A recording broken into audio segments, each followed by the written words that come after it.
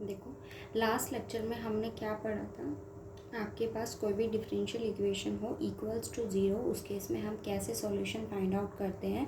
आपके पास क्या होता है, कंप्लीट सॉल्यूशन हम बनाते हैं और वो किससे बनाते हैं, ऑक्सिलरी इक्वेशन से। और ऑक्सिलरी इक्वेशन मेरे पास होती क्या है, जिसके अंदर हम क्या करते हैं, वाई और पहले बात ऑपरेटर को रिप्लेस करते हैं बाय डी से, और उसमें वाई का कोफिशिएंट बनाते हैं और वाई के कोफिशिएंट को इक्वल टू ज़ीरो। वहाँ से हम क्या करते हैं, रूट्स निकालते हैं और उसके सॉल्यूशन को फाइंड आउट करते हैं। सॉल्यूशन के केसेस रहते हैं, मतलब रूट्स के केसेस आपके पास रहते हैं। रूट्स रियल हैं, इमेजनरी हैं, या फिर रियल इक्वल है या फिर रियल अनइक्वल है।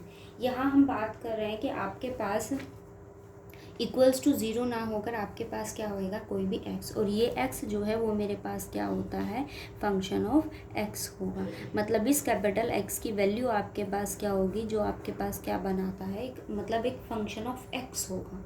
इस केस में हम जो सॉल्यूशन है वो कैसे फाइंड आउट करते हैं, सी एस यानी कि कंप्लीट सॉल्यूशन किसके इक्वल होगा, complementary function plus particular integral. मतलब आपको यहाँ दो सॉल्यूशन फाइंड आउट करने होंगे। पहला सॉल्यूशन आपके पास क्या होगा, कॉम्प्लीमेंट्री फंक्शन, और जो दूसरा सॉल्यूशन मेरे पास होता है वो क्या होता है, इंटीग्रल, पर्टिकुलर इंटीग्रल होता है।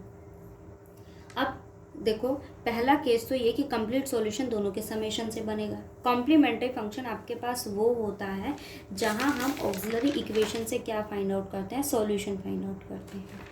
और जो आपके पास पर्टिकुलर इंटीग्रल होता है उसकी वैल्यू क्या होती है, हम ऑक्सिलरी इक्वेशन से इस वैल्यू का, इस एक्स का यूज़ करके हम क्या निकालते हैं, एक सॉल्यूशन फाइंड आउट करते हैं।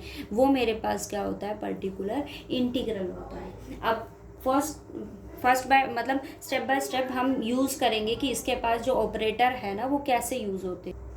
वन बाय वन हम इसके ऑपरेटर्स देखते हैं, मतलब इसका यूज़ देखते हैं। आपको कैसे हर इक्वेशन का सॉल्यूशन कैसे फाइंड आउट करना है जब आपके पास इक्वेशन कैसी होगी, नॉन जीरो, मतलब आपके पास कोई भी एक फंक्शन ऑफ एक्स आपको गिवन होगा राइट हैंड साइड में। देखो, सबसे पहली चीज़ जो हमारे पास होती है कि हम क्या यूज़ करते हैं, जो भी आप एक ऑक्सिलरी इक्वेशन से, जैसे देखो फॉर एग्जांपल मान लीजिए कि मैंने ये देखो, ये इक्वेशन है जनरल इक्वेशन, जहाँ मैंने क्या बनाया, वाई का कोफिशिएंट बनाया। तो जो आपके पास गिवन डिफरेंशियल को, मतलब डी बाई डी एक्स को आप रिप्लेस करते हो उसके ऑपरेटर से, तो जो ऑपरेटर रिप्लेस करने के बाद आपकी इक्वेशन बनती है उसको हम नाम देते हैं किसका, एफ ऑफ डी का। हम उसको किसका नाम देते हैं, एफ ऑफ डी का। ठीक है, तो आप क्या करोगे, कोई भी इक्वेशन गिवन होगी उससे क्या फाइंड आउट करोगे, first of all complementary function. और अभी मैंने आपको बताया कि कॉम्प्लीमेंट्री फंक्शन हमारे पास क्या होते हैं, हम जो ऑक्सिलरी इक्वेशन से सॉल्यूशन फाइंड आउट करते हैं वो आपके पास क्या होते हैं, कॉम्प्लीमेंट्री फंक्शन। उसके बाद हम निकालते हैं पर्टिकुलर इंटीग्रल। पर्टिकुलर इंटीग्रल के अलग अलग केसेस होते हैं। इट मीन्स ये डिपेंड करता है कि आपके पास एक्स जो है वो किस टाइप का फंक्शन है, मतलब ट्रिग्नोमेट्री फंक्शन है या फिर आपके पास में एक पॉलिनॉमियल गिवन है, ये जो भी आपके पास है, कांस्टेंट है, एक्सपोनेंशियल है, लॉगरिथम है, ये किस टाइप का फंक्शन है, वो उसके केसेस अलग अलग होते हैं।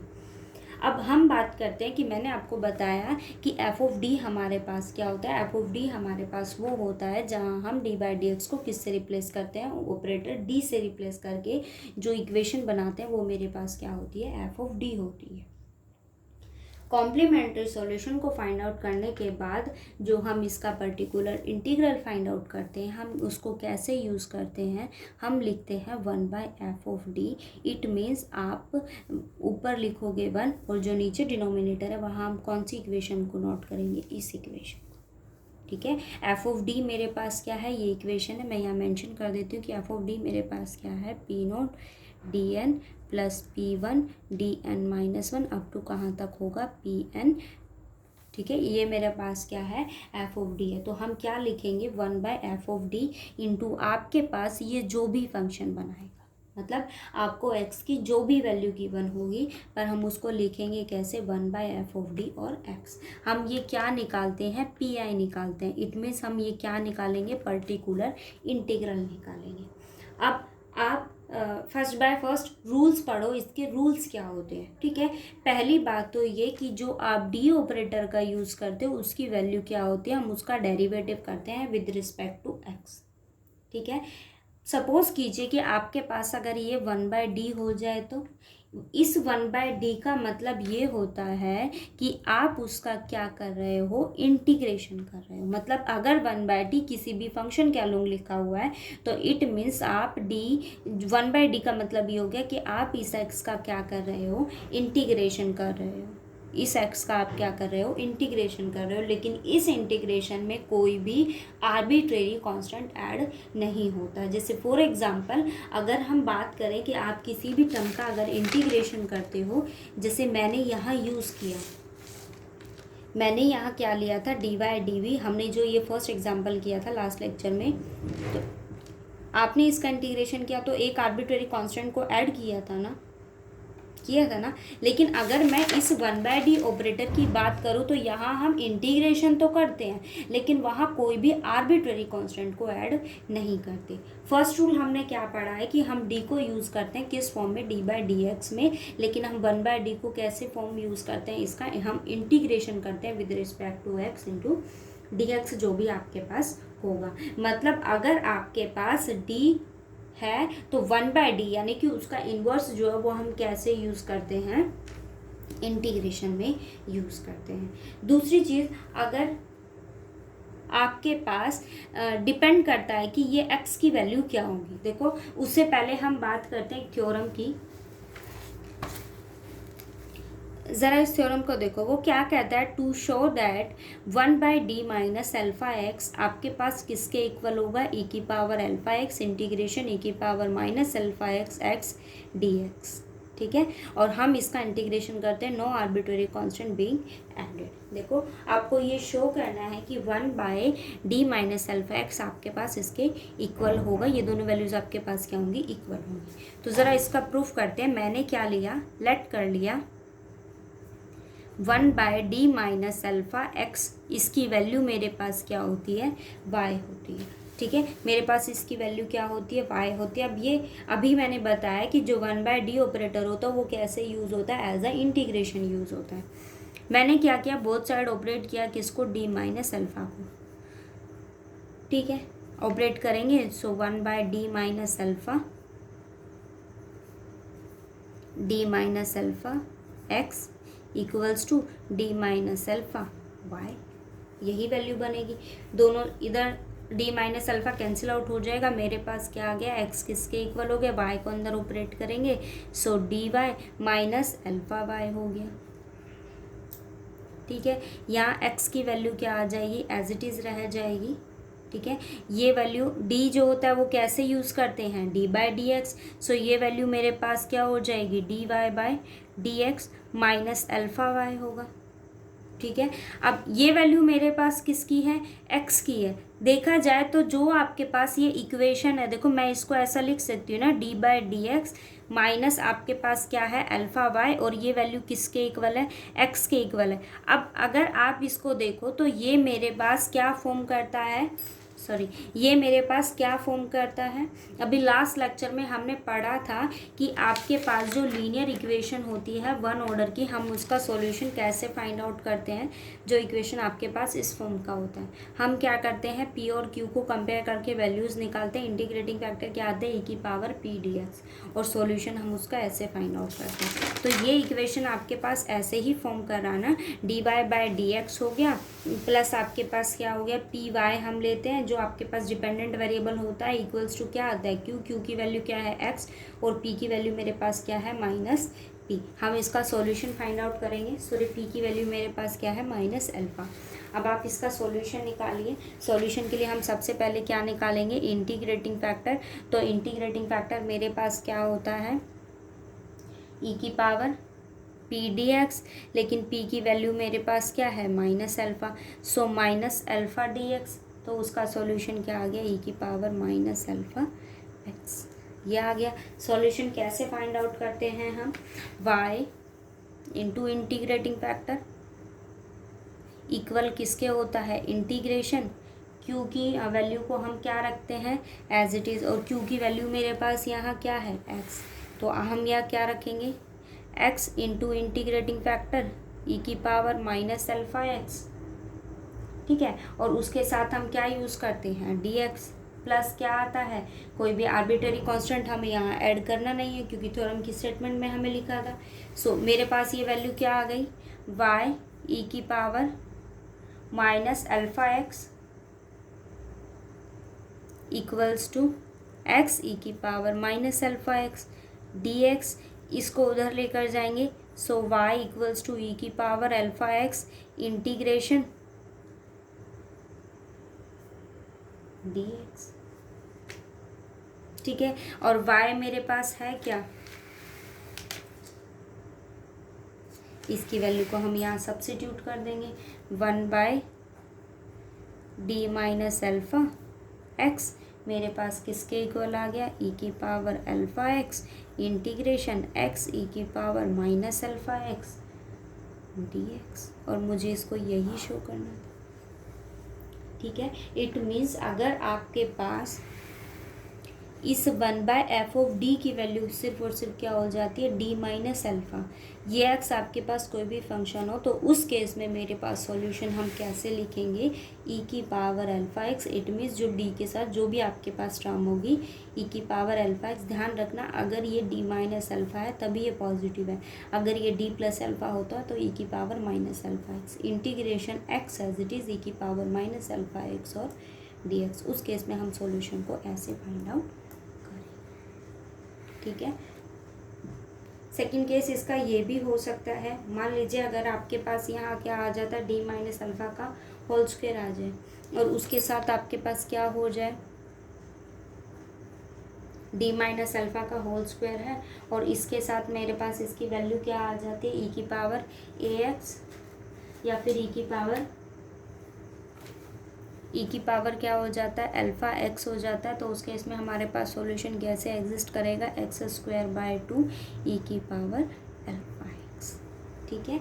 और या फिर अगर आपके पास हो जाए d माइनस अल्फ़ा, इसकी पावर कितना हो जाता है, n हो जाता है, e की पावर अल्फ़ा एक्स होगा तो सॉल्यूशन क्या मिलेगा, x की power n over n factorial 2 factorial e की पावर अल्फ़ा एक्स,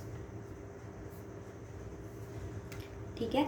मतलब आपको जो पर्टिकुलर इंटीग्रल है ना उसका एक केस तो फिक्स है कि आपको इसका जो सॉल्यूशन फाइंड आउट करना होगा वो हम कैसे लेंगे, इस जनरल इक्वेशन का जो सॉल्यूशन फाइंड आउट करना है उसे हमें कैसा लेना पड़ेगा, 1/f(d) x। अब डिपेंड करता है कि आपके पास ये x कैसा होगा।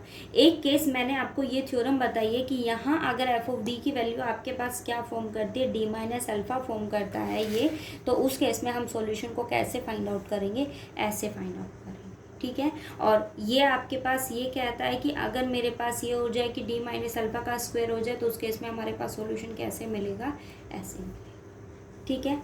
अब हम बात करते हैं इसके पर्टिकुलर सॉल्यूशन की, उसके क्या केसेस आपके पास रहते हैं कि सॉल्यूशन हमें कैसे फाइंड आउट करना है या फिर कैसे नहीं। देखो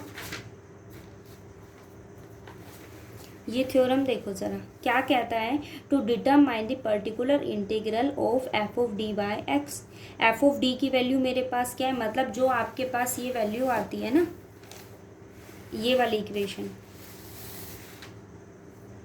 उसने इस इक्वेशन को क्या किया हुआ है, फैक्टराइज किया हुआ है, ठीक है। आपके पास जो भी इक्वेशन होगी डी ऑपरेटर में हमें उसको क्या करना होगा, फैक्टराइज करना होगा, ठीक है। तो ये इक्वेशन उसने कैसे लिखी हुई है, आफ्टर फैक्टराइजेशन, फैक्टराइज उसने किया है। हम पर्टिकुलर इंटीग्रल निकालने के लिए क्या यूज़ करते हैं, 1/f(d), so 1/d minus alpha 1 d minus alpha 2 up to d minus alpha है। क्या किया, पार्शियल इंटीग्रेशन पार्शियल फ्रैक्शन इसने ऑपरेट किया है। तो 1/f(d) कैसे होगा, a1d minus alpha 1 a2d minus alpha 2 up to an d minus alpha n। हमने लेट कर लिया। पर्टिकुलर इंटीग्रल कैसे निकालते हैं, 1/f(dx), x को मैंने ऑपरेट यहाँ भी x लिया तो ये वैल्यू x हो गई।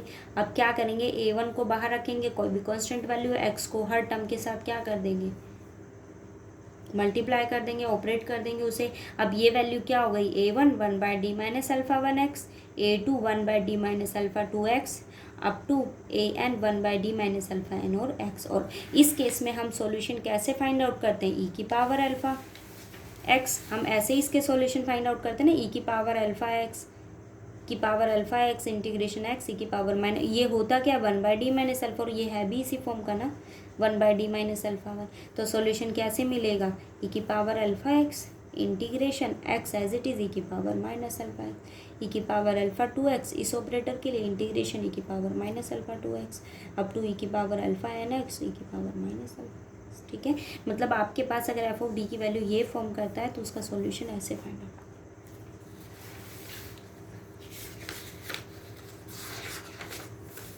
अब देखो, अगर मान लो इसका मैं आपको फर्स्ट केस बता रही हूँ, किसका, एक्स का। ठीक है, लेट करो कि आपके पास अगर x की वैल्यू कैसे आ जाए,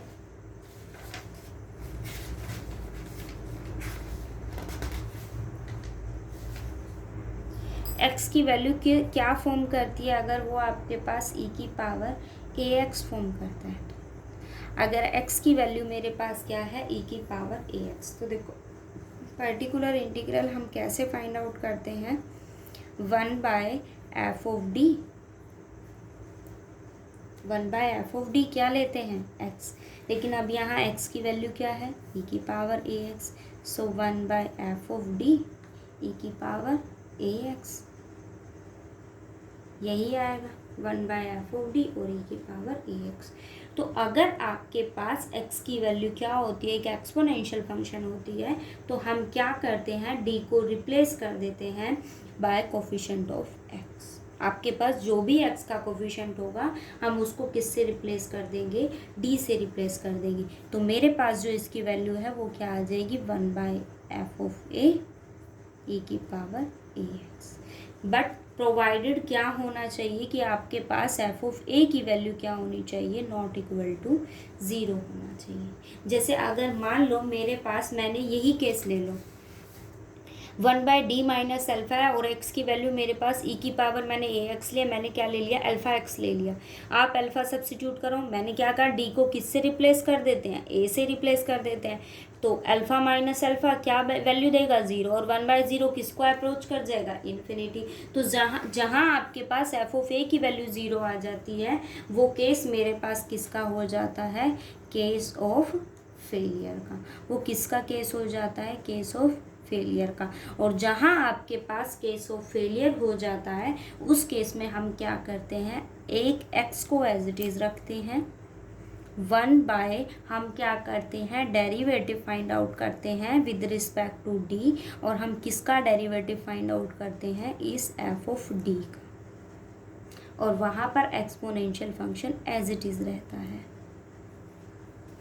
समझ गए। देखो हम क्या करते हैं कि अगर x की वैल्यू मेरे पास एक्सपोनेंशियल फंक्शन है, हम क्या करेंगे, d को रिप्लेस करेंगे a से, वहाँ मेरे पास f ऑफ वैल्यू क्या आ जाएगी, d को a से रिप्लेस करेंगे, सो 1/f ऑफ a की power ax। f of a कैसा होना चाहिए, नॉन ज़ीरो। अगर ये ज़ीरो हो जाता है तो वो किसका केस आ जाता है, फेलियर का केस आ जाता है। फेलियर के केस में हम क्या करते हैं, एक x लेते हैं, 1/, क्या करेंगे, नीचे ही उसका डेरिवेटिव करेंगे, ऊपर कुछ नहीं आपको करना, 1 ऊपर एज इट इज़ रहेगा, हम नीचे ही इसका क्या करेंगे, with respect to d derivative करेंगे। मतलब अब यहाँ इंडिपेंडेंट वेरिएबल कौन हो गया, d हो गया, और e ax as it is रहेगा। आप इसका डेरिवेटिव करो, after derivative again substitute, again replace d by a। d को किससे रिप्लेस कर देंगे, a से रिप्लेस कर देंगे। फिर आप चेक करो कि वो एफ ऑफ ए 0 बनाता है या नहीं। अगर वो फिर से केस ऑफ फेलियर बनाता है तो आप एक और x को यहाँ क्या कर दोगे, मल्टीप्लाई, इसकी डिग्री 2